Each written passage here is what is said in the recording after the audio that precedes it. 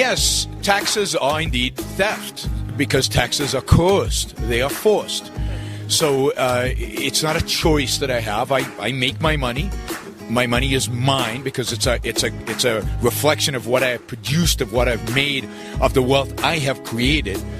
And then the state, arbitrarily, the majority, democracy, chooses to take some of it. And if I choose not to give it, then they come with a gun and they take me to prison. So it is an expression of coercion, and to that extent, it is theft. Now, the state has to have some source of funding, but the state needs to be far greater reduced. It has to be limited to its only one legitimate function, which is the protection of individual rights. The protection of individual rights is not that expensive.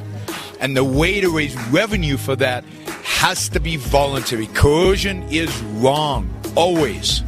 The only time force is legitimate is when used in self-defense, never when it is applied to somebody else who is innocent. Okay? Thank you. Pleasure. Yes, I do think taxes are theft, because if you understand the proper role of government is to protect human rights, including the right for property.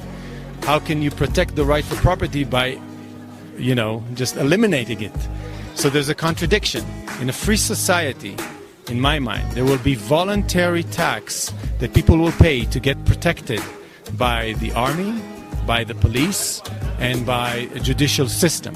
So, yes, I think taxes are theft, and there are many, many, many different ways to solve a way to fund an army, to fund a police, and to fund the courts. And it's not by the fist, it's not by the gun, and putting people in jail, which is why have a country if we are basically using it against us? So it's a contradiction in terms, and this is why I think we should open our minds to think about how did the U.S.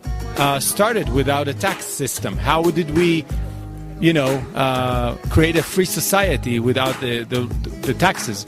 So I do think the taxes are theft, and I do think that there are other ways to really fund the role of government as it's the proper sense of role of government.